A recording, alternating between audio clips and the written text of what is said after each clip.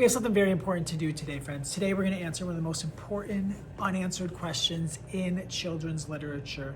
And that question is, what is the best Kate DiCamillo read aloud? I know. Lots of people have opinions on this. I put this out on Instagram and I said, what is your favorite Kate DiCamillo book? Which makes the best read aloud? And so many answers came through. But at the end of the day, there were 3 books that stood apart from the rest as contenders to be Kate DiCamillo's best read aloud, which we will decide upon today. Because of Winn-Dixie, The Tale of Despereaux, The Miraculous Journey of Edward Tulane. Now, I have read all 3 of these books multiple times aloud to kids as a classroom teacher. So I feel like I have a pretty good idea of what the best Kate DiCamillo read aloud of all time is. So let's start with The Miraculous Journey of Edward Tulane.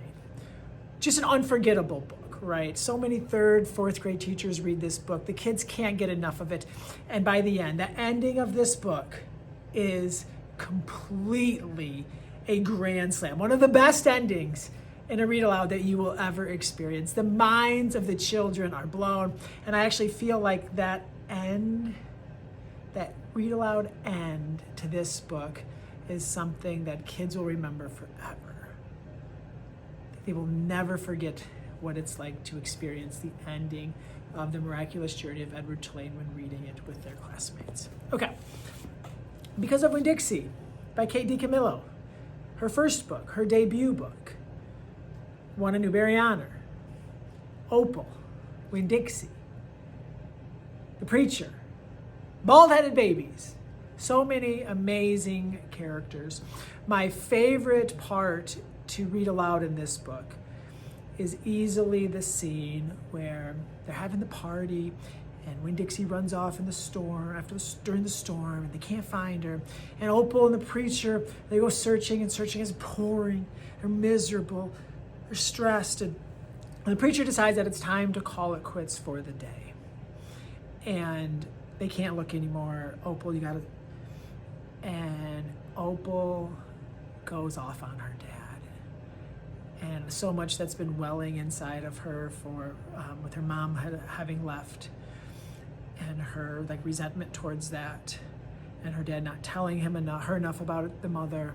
And all of this comes to this moment where she just goes after him for quitting on everything. And reading that aloud, it's just silence. I'm intense. I'm probably crying when I'm reading that scene. It's just one of the most beautiful scenes in children's literature. So because of Winn-Dixie, definitely a strong contender for the best Kate DiCamillo read aloud ever.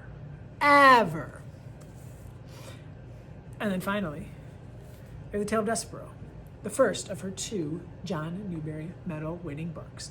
A book that I had not read aloud in over a decade. I had not read this since my first teaching job, which was 12 years ago when I came to this school. So I was read as a 4th grade teacher multiple times. I remember one year, it was the year the movie came out, and 80% of my class met me at the movie theater on a Saturday morning, and we all watched the movie after experiencing this read aloud.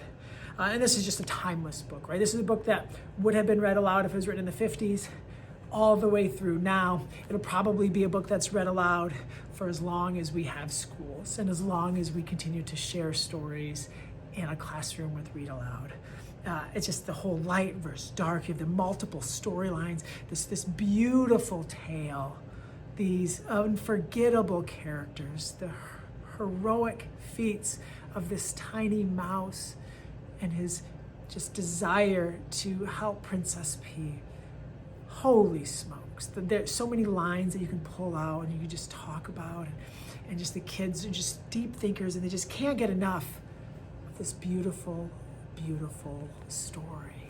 Kate DiCamillo is visiting our school soon. So I actually just recently finished reading Despereaux to my current group of students. And being able to revisit this tale was amazing. And when we finished it, I was asking myself that question: what is the best Kate DiCamillo read aloud? And other people said Flora and Ulysses. People said Mercy Watson. Tiger Rising. So many books showed up in that. And I usually read aloud one book by an author each year, because we are, trying to introduce lots of authors, different points of view, different stories. But today I started a second Kate DiCamillo book, because she's visiting, and we gotta be prepared, because Kate DiCamillo is coming to this school that I teach in, that my kids go to, that I went to as a kid. So it's a lot. So we started reading The Puppets of Spellhorst today, and I was just blown away. I'm like, this is such a beautiful read aloud.